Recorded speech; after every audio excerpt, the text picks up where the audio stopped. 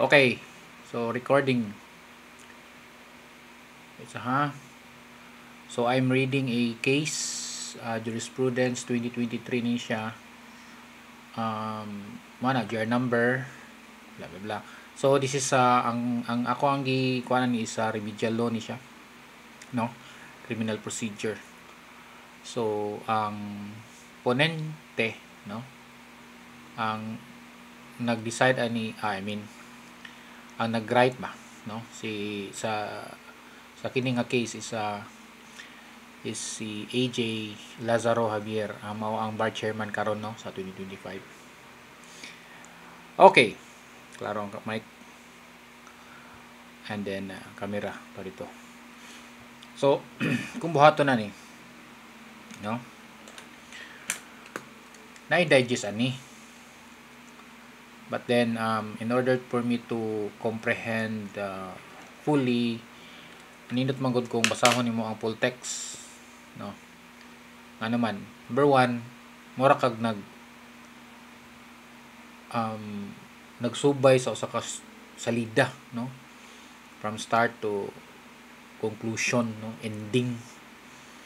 So mo na, although ang case digest kung gusto kag pinaspasay, unsay nitabo nya dayon, unsay issue nya dayon, mao na ang ruling. But ang ako manggod, ang point manggod ani nga basahon nimo ang full case is number 1 ay mga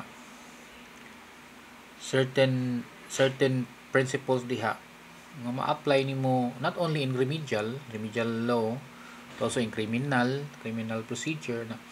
Although kana galing, di ba, remedial law man ni siya, remedial aspect. And then remedial is consists of civil procedure, criminal procedure na.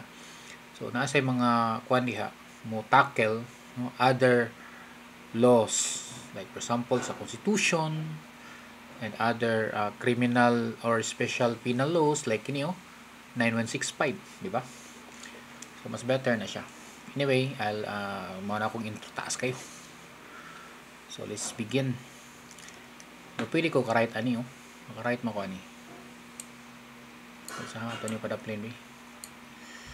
I can write my note, maka-annotate ko ani. Hindi ko mao ni kawas. Asa nagaling ni? Annotation akin ni. Annotation. Yeah, kana. Ka-write ko ana. So Orda versus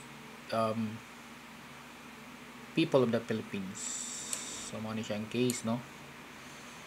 And then this is 2023. Ito anong black pa na. I need red. Ito na siya red, no? Okay. So si Orda assails the amended decision dated July 21, 2021 of the Court of Appeals, no, entitled The People of the Philippines versus Honorable Christine B. Tiangco Vinculado in her capacity as presiding judge of RTC of Rojas. Okay, so ang gi-amend, no, ang decision niya gi-assail ni Orda. Ang katong bali decision is this in the CA, no. So yeah, Court of Appeals. And ang katong case is people versus the presiding judge and Glenn Orda Loyola. So in ana, so kung tanaw na ko ang kuan is sa civil procedure manggod na ginatawag pro forma party nga apilon ang judge gali. So mao man na, no, para matay maka-recall ko, no. Apilon siya dito, no. kay gi-appeal man. Yeah. So inig ka, let's say sa RTC or lower court, no, mo appeal sa Court of Appeals, unya bali, so mo to siya i-appeal, no, i-appeal ang judge. So yeah, judge judge sa RTC, no, kini si Tiangco Vinculado. Okay. And appeal man siya, and Glenn Orda E. Loyola. So kining Orda mo ni ang last name,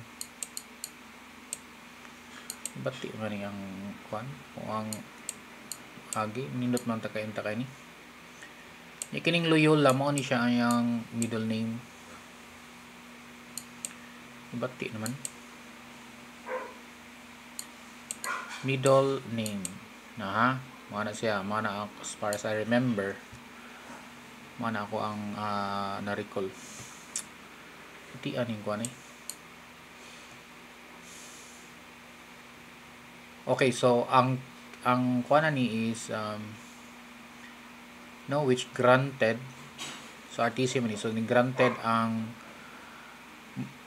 MR or motion for reconsiderations sa kuan people of the Philippines. Criminal case, state man na, no, o prosecute, no, people of the Philippines versus against the grant of petitioner's proposal to enter into a plea bargaining. Okay. So kini si Glenn Orda granted ang MR against, so plea bargaining. So nag-plea bargaining, no, the 3 drug cases 9165, di ba? Okay, bati naman, no, saan naman dili man tanin ani akong kuan quarter, bati man. Let's use the Bluetooth.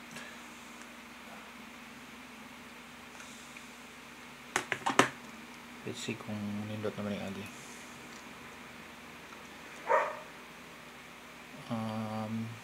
Erase daw.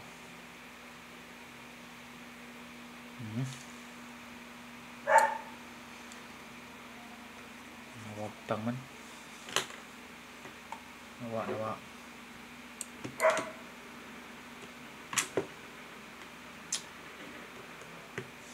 Sometimes technology is not perfect.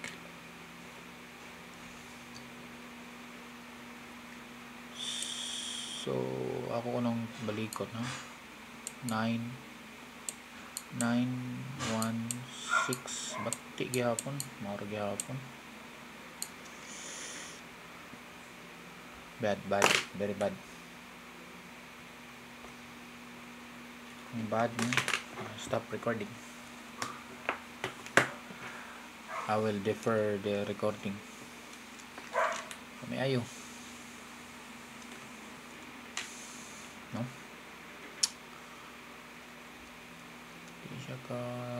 Di ko kalihok.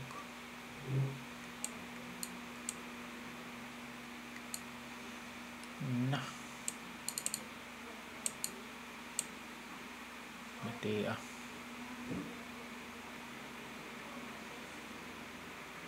Anyway, continue lang ta. So antecedents. Petitioner was separately charged.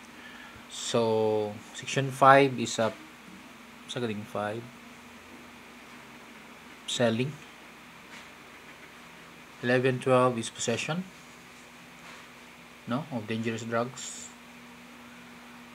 Review na natin na. But I remember is 5 S selling na. Ambot lang, sakto po na. Atong i-review, no? I'll go with my notes. Darang. Day 1, day 2, sa ato. Criminal law man na siya, no? So una ni siya sa day 3, dara. Day 3, and then special penal laws, dangerous drugs kini.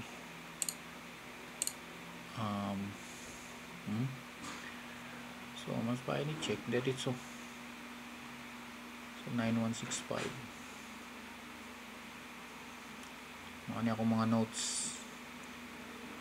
No, katag-katag lang niya kay nadere nasa ko ang some are on my mind map.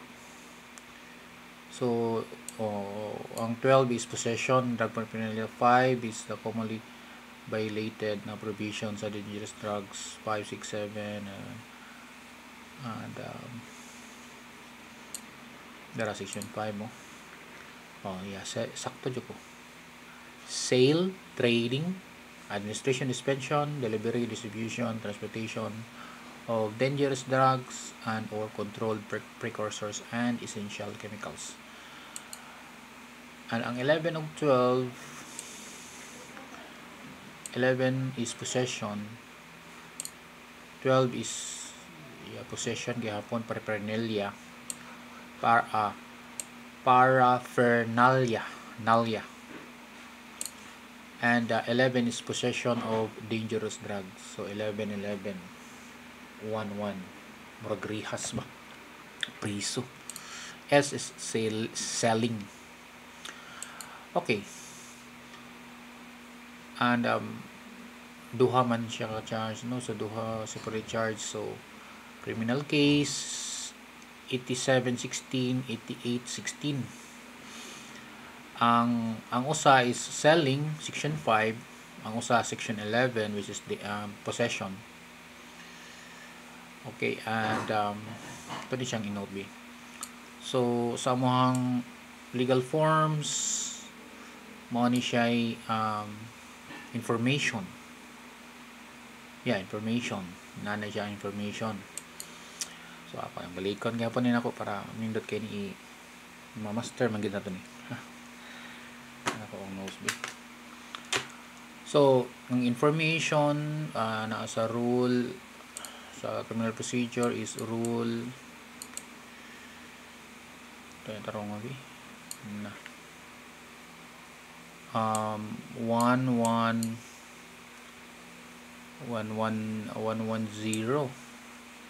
yeah, 110, and then criminal complaint information defined. So ako na remember ani niya kini siya kay kini sila kuha man ni ang mnemonic ani is AD AO and then PA.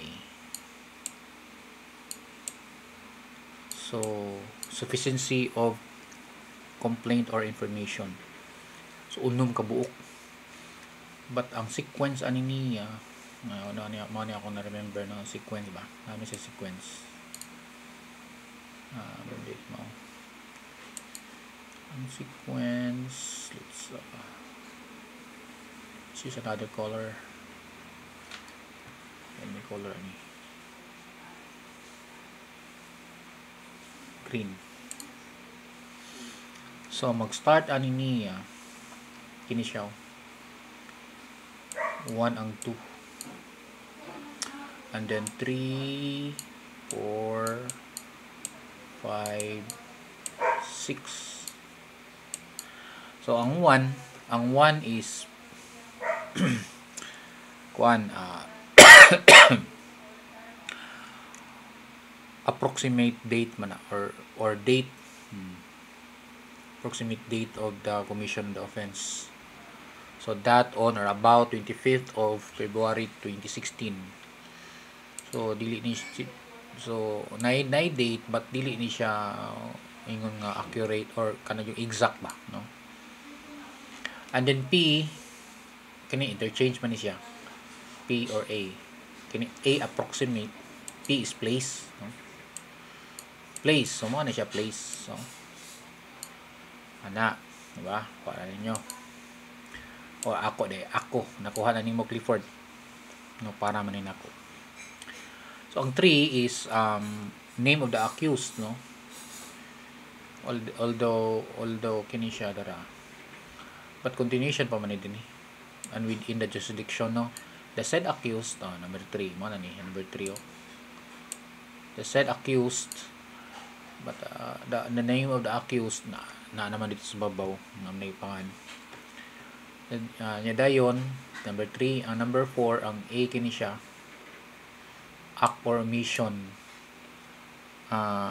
complaint of. So unsa man niya ang complaint of kini siya with deliberate intent under the willfully and purposely sell and deliver.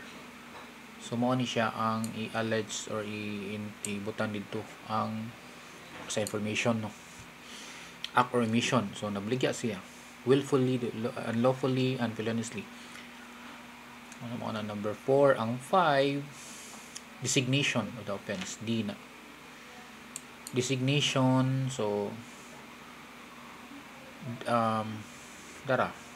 designation, kung unsay designation sa offense is mao ni siya violation of the dangerous drugs selling.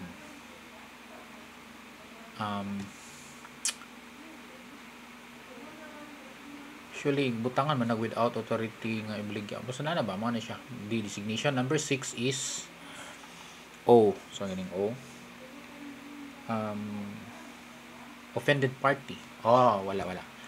So wala may offended party ani. So wala ni siya. Kay naay mga crimes nga naay private offended party, selling drugs walay offended party.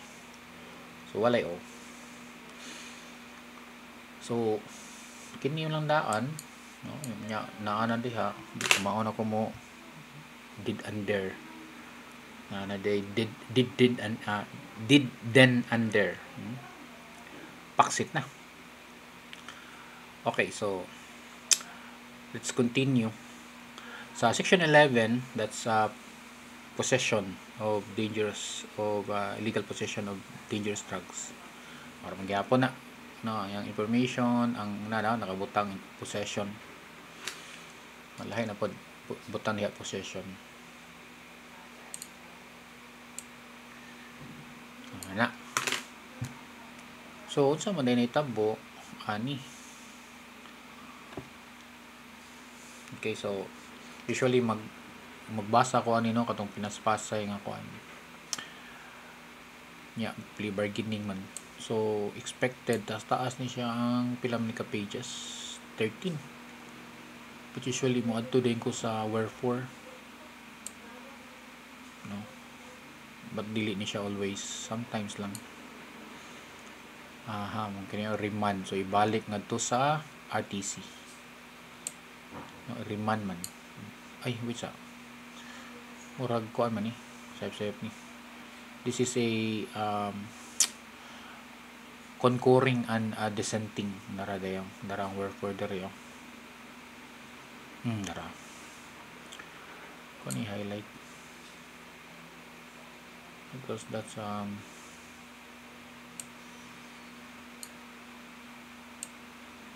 so mao ni ang kuan decision. Accordingly, the petition is partly granted. So gi-grant ang iyahang petition no, partially or partly. So ang amended decision sa CA gi-reverse insofar as it nullified the decision, and then these cases are remanded to the RTC, which is directed to determine the qualification of petitioner based on the guidelines heretofore stated, and thereafter resolve anew his plea bargaining proposals.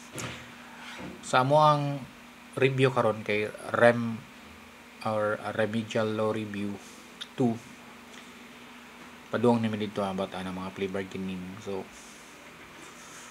most probably ma-take up ni about aning mga nani no, but let's balik ta. So mas nindot yun yung basahon full case, right, left. Okay, so kini kana ko nung mag-raffle kay i-raffle ko no kay para di magtudtud. Kanang para walay kuan ba nga imuhar na or ako mo daan ni ana ba. So muna na i-raffle para kinsay makadawat swerte. So gi-raffle ang case to the RTC branch 16. So on arraignment, arraignment. So gi-arraign na siya on arraignment man. So arraignment, in or during arraignment. So pag during arraignment ni plead og not guilty sa tanang charges si Corda. And then during the trial, so arraignment, kuan man ni. So may ang circumstances ani is that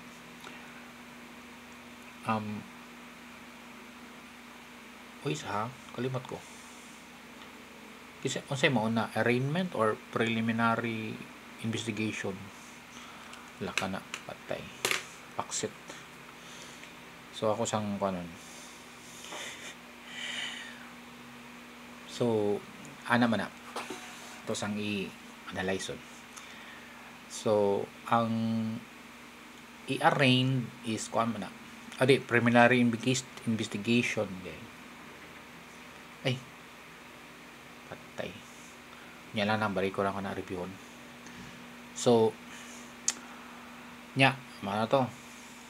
Trial, no? Ang timanan sa trial, presentation of evidence. So during the trial, petitioner expresses intention to enter mo na ni ang pinaka kuan gud kay plea bargaining man. Enter sa plea bargaining to all the charges pursuant to adopting the framework drug cases for criminal case intended to plead guilty to 2 counts of violation of section 12 sa RA 9165. So about ni siya sa possession of paraphernalia, no? So kay of course ubos man ni ang penalty, no? Impossible penalty 6 months and 1 day to 4 years imprisonment and a fine ranging from 10,000 pesos to 50,000 as per the criminal case. Katong usay proposed to plead guilty to violation of section 15. Unsa gali na section 15? Wa ko kanote ani section 15.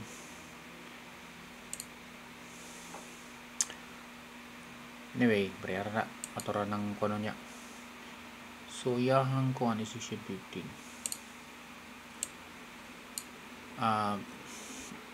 2 or also as mandated, petitioner underwent a drug dependency evaluation which yielded the following results: methamphetamine use disorder, mild, recommendation, iparehab siya, no? Drug dependent. So mao na ang kung drug user na ay kuan pa ba ipaglaom amot na pa paglaom ba ng mga naggamit ana. So meanwhile the people through the public prosecutor interpose its objection to the proposal. So si public prosecutor ni object sa plea bargaining proposal, wala kuno or not in accordance with the DOJ circular which only allows an accused charged with violation section 5. So morning review nun din yan akong mga kuan. Okay, this is a criminal procedure, and then you have to know the special penal laws, substantive law, no? RA 9165, mga sections, let's say section 5, violation section 5, the selling, section 11 to 12, kung ano ba. And then which only allows, so ang ingon sa ato ning kanon be highlight Sa highlight na to. Ni interpose objection since number 1, magkano siya, number 2, so number 1 in criminal case C8716, bali katong selling, no, the plea bargaining proposal is not in accordance with DOJ circular number 27 dated April 10, 2018, which only allows an accused charged with violation section 5 to plea bargain to section 11. So ang section 5, which is selling, allowed ka to plea bargain to section 11 number 3 of the same act with an imposable penalty of 12 and 1 day to 12 years and 1 day to 20 years reclusion temporal and a fine of 300,000 pesos. And ikaduha sa katong criminal case C8816, though in consonance with DOJ circular 27, violated section 2 rule 116. Wala pa may kaabot yan na sa topic, no, but I'll try to open that rule 116. Atong basahon. Okay, this is for the benefit of me who is reading and recording this kuan kanang case law or jurisprudence. Yeah. Basa ko ani, ako may makakato na ni. Ang nay mo tan-awan ni katon pod kung naminaw or kung naminaw sa ko ang mga gipang yaw-yaw diri. So rule 116 section 2, that's plea of guilty to a lesser offense. Okay. So ang kining 116 is arraignment and plea. Wow, very nice. Arraignment and plea din. Ano siya ang kuan niya rules, no? As regards arraignment and plea, which requires the consent of both the prosecutor and the police officers to any plea of guilty to a lesser offense. Yeah. Need man ng consent nga pwede pa mo sugot ang prosecutor o ang police, no, na mo plea siya of guilty to lesser offense, which is the section 11 from section 5 kigbugat. Section 11 gaan ba? Life imprisonment, yeah, life imprisonment kung minor katong reclusion perpetua basta kuan drugs, no, ano distinction diha, no, kung minor RP reclusion perpetua, pagka dili minor of course katong life imprisonment. The ruling of the trial court, anyway kini akong gi-record din, no, reviewon naman sa din ako parang ako actually when I started this daghan man sad yan akong balikon, akong tan-awon sahay masipyat man nagkuan ka ng malitok nimo ba niya sayop. And then I realize dili day ako nasa uban dili na ko mo mention, no, but that's how I understand nga sometimes di na to makuan ba nga atay I don't know nganong inana sa dako ang perception sometimes magod na mga kanang mga conversation we find flow for that person or for the speech or I mean kanang or nagtuota nga correct, but sometimes kung i-rebut sila sayop day sila, and then later on some people will lose respect, trust or whatever. Anyway, so the ruling of the trial court, the decision or vice decision dated February 4, 2019, before pandemic. The trial court granted petitioner's proposal for plea bargaining. ni grant ang trial court. So mao ni so wherefore blah blah blah. So pila na ko ka oras 30 minutes, no, conscious ta sa orasan ni. The trial court essentially ordained that katong AM mao mo siguro niya katong yang giingon nga kwan circular, no, should prevail over DOJ, lahi din sa DOJ, but AM 1803-16 SC which mentions or provides for kinyo katong drug dependent evaluation, no, kay drug dependent user man sa drug user should prevail okay over sa circular sa DOJ, considering that the former which means the circular, the Supreme Court administrative matter number was issued in the exercise of SC's or Supreme Court's rule-making authority, especially for the protection and enforcement of constitutional rights, pleading practice procedures, and all courts, including plea bargaining cases, Section 5, Number 5, Article 8 of the 1987 Constitution. The consent of the police officer should be dispensed with violations of the area's public crime as the states deemed to be the offended party. Wait up. Yeah, sakto. When I say katong ganina, manang sa balaod, private offended party, katong akong gi-mention, no. When we say offended party, offended party ramang kanang mnemonic, but it should be that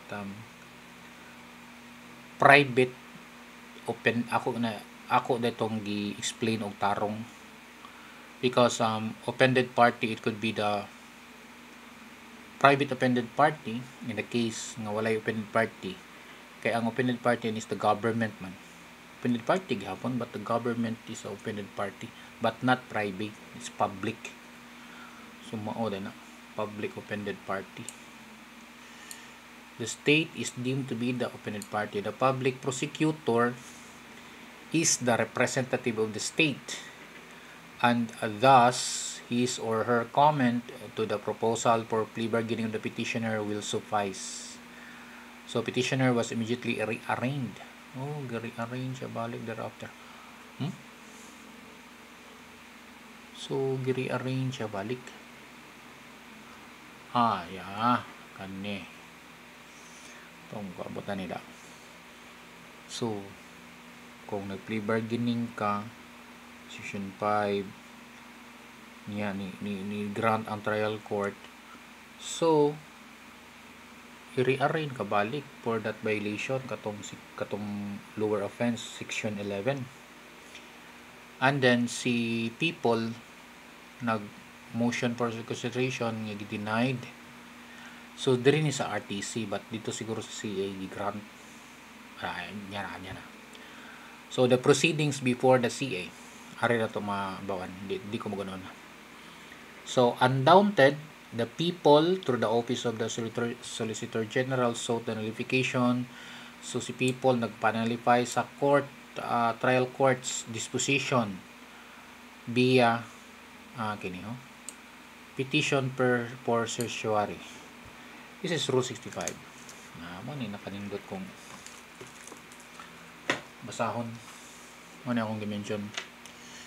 So let's see, no. Rule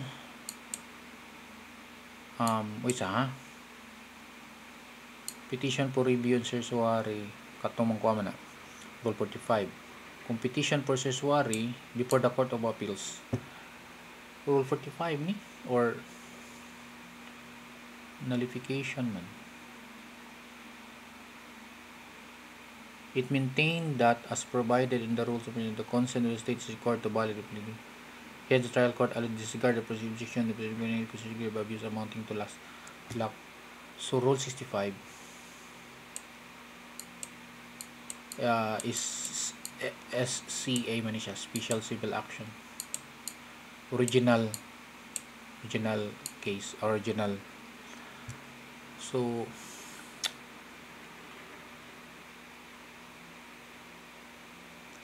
okay. It maintained that as provided in the rules, no? Ako rin gibasa day. So grave mo man yung keyword ani god. Basta constitute grave abuse mounted to lack of excessive jurisdiction. Okay. So proceedings and then the ruling. Ni rule ang CA. So under its assail decision, the CA dismissed the petition. So gidismiss niya yung petition. So did not commit grave abuse. Nya nagkuan man to, nag-amended man. So gi-amend. Dara na dire. Ultimately, the trial court strictly adhered to the Supreme Court's framework on plea bargaining despite the opposition and prosecution. But respondent subsequent mayroon so a good thing to read a full case. So nag motion for reconsideration kaduha. No, patay. So nag-MR naman ay kuan nga allowed ba ning kaduha natay times or natay mana. So anhin ni mga kuan ako ang gap sa kuang understanding. Ganina na remember ko is regarding plea bargaining and preliminary investigation anak sa mauna ako pa nang kon balikon kini kaduha mag-MR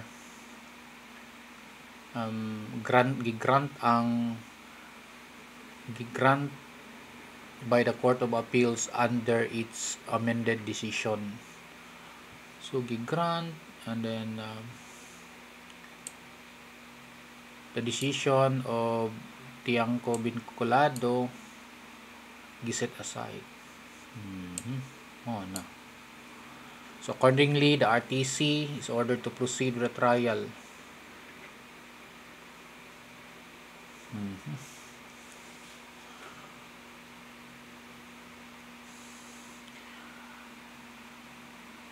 Wherefore the petition is granted and the presiding judge are hereby annulled. So the Court of Appeals, so ang money siya ang reasoning or the ratio disitiende or ang yahang legal basis ba yahang kuan. So the CA held that a plea of guilty to a lesser offense would never become valid without the conformity of the prosecutor. The absence of mutual agreement katong consent between the police officers and the public prosecutor. No, the proper course of action is i-continue. Katong sa section 5 no mo ni pasabot. 2 kini yung 2 ba kadaghan ko basta katulad ni no present also but di sila magamit og also 2 sad. Department of Justice Circular Number 27 did not violate the rulemaking authority of the court. Rather, it merely served as an internal guideline for prosecutors to observe before they may give their consent to proposed plea bargains. In any event, the trial court committed grave abuse of discretion is granted the defense sons or pasabot without the consent. So the present petition mo na ni petition no to the Supreme Court. So the petitioner now seeks affirmative relief from the foregoing disposition of the CE via Rule 45. So question of law, Rule 45, petition for review and certiorari. Ano yung mama ni siya? Yeah. Kuha na to ato ang i-brush up na to ato ang mga civil procedure. review to the Supreme Court via petition for review and certiorari, Rule 45, appealed cases, petition, appeal by certiorari. That's petition for review and certiorari. Or the other word is appeal by certiorari. Mama na. Ang Rule 65, katong ganina, it's petition for certiorari. Or ang pronunciation, certiorari, or sa. So, the petitioner,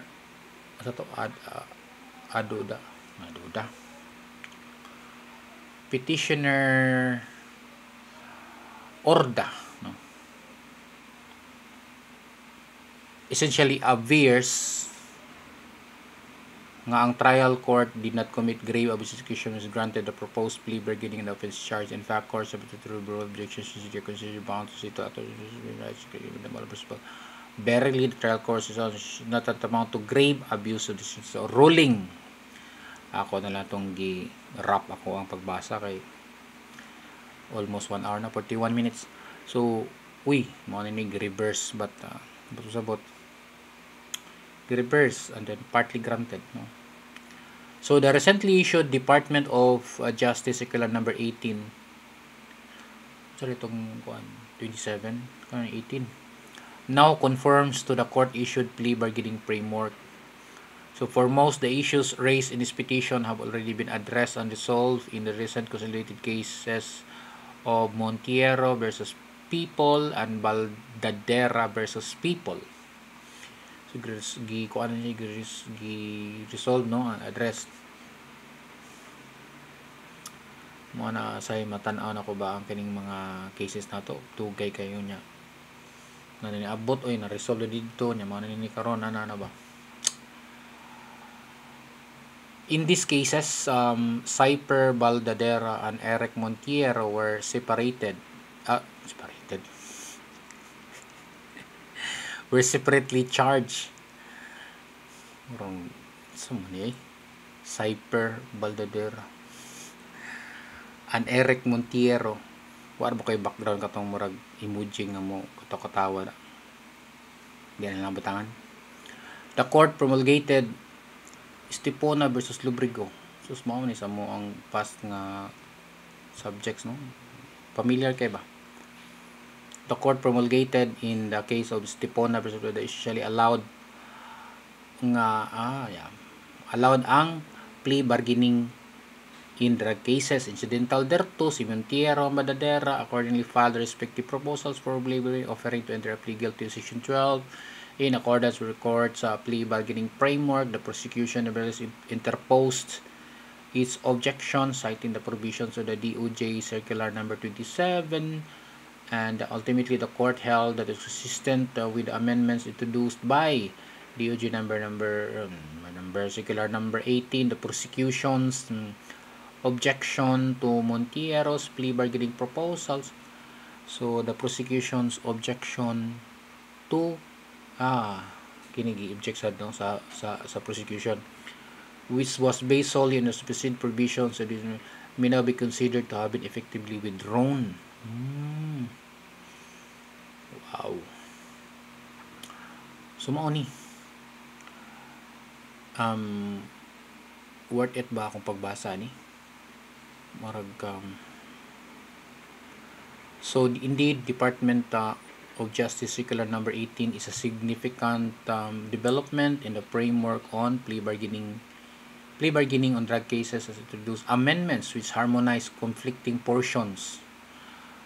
So nakanindot. I am siguro ako lang i-insert no kana ko ang mga nakoy idea regarding kanagaling mga documents ba niya dapat na is version control yan, let's say parehanang sa kuan ba. I know if some of may mga mutan-awan ni is mga programmer baka or developer no kanang sa computer ba kanagaling sa GitHub no nga ma-edit ang kuan niya na dito ang history sa mga kanang versioning number ano ba. So let's say na amendments ana kita dito nya na change kana lang daang let's say he or she daghan na ako nakita na before gipang change nila ang he or she kay kuan ko no kanang gender para kanang conform ba or gipang change pero nay nakita na ko usa dito nga wala ma change. So unsaon man na di mo gud gamit og technology gud nga unsaon pag ma-identify ba nga kanagaling find and replace no and using boolean method to determine if this kanang specific nga mga kanang i-edit ba nga ma-edit nga same ana and also using kanang technical na ni nga term akong gipang mention although dili pa kayo lawom kay ba nga I mean kanang mga technical good sa computer language kanang igamitan nimo og regular expression. Okay. So offense charge information balik ko diri. So offense charge kini koloran ni 2018 this is 2018 gihapon kini 2022 mo na ni. So from so na ay mga kuan ano so kini siya nindot ni although kung mag bar exam kanay mga inani ang importante diha I understand that mugawas ana is more on allowed ba ang plea bargaining ano na ba yes allowed na. So approval of plea bargaining proposals will be subject to the sound discussion. So katong about sa drug use and drug user and drug selling and ana plea of guilty to mao ni ang mga ano nasa rule 116 ako na nag-mention ganina. So I'm conscious with the time so paspasan na lang ko ni okay murag whether or not I wasted your time for 45 51 hour and so unsa may kanang nakuha nako ani nga topic or ang jurisprudence kanang take home so mo to kanang nadari approval of a plea bargaining proposals to meet is subject to the sound discretion of the court.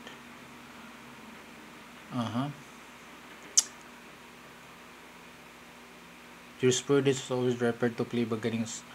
So ang kining plea bargaining proposal is subject sa discretion sa court whether or not they will accept or reject. Correct ba? So jurisprudence ito ning basahon. Ito na skip dito na skip. So jurisprudence is always referred to plea bargaining as a process of arriving at a mutually satisfactory disposition of a case since mutual consent of the prosecution and offended party on one hand and the defendant on the other has been possessed of condition precedent or suitable requirement of valid plea of guilt. So it's kinahanglan man ang hito siya or nagid siya mao to gibalik more plea bargaining in criminal cases is a rule of procedure which falls within the court's exclusive rulemaking power under Article 8 Section 5 97 Constitution advances the right to speedy disposition cases and benefits both the state and the accused. On one hand, the state is inter alia able to secure a conviction without expending scarce judicial and prosecutorial resources. On the other hand, nung ban man nasayop lang ni sa kanang kwan ngano nasayop na from the Supreme Court nga giscan PDF unya gi OCR no, posted man na niya OCR. OCR is optical recognition, optical image recognition, OCR, optical camera recognition. Kalimot naman ko. Nga from image, kuha na yung text ba? Nara siya. And then, hindi kaabot na dito pag edit na ni sa kaning PDF kay ang H kay nahimong B. The accused is able to avoid trial, reduce his or her possible exposure, and limit the penalty which would probably be imposed on him or her.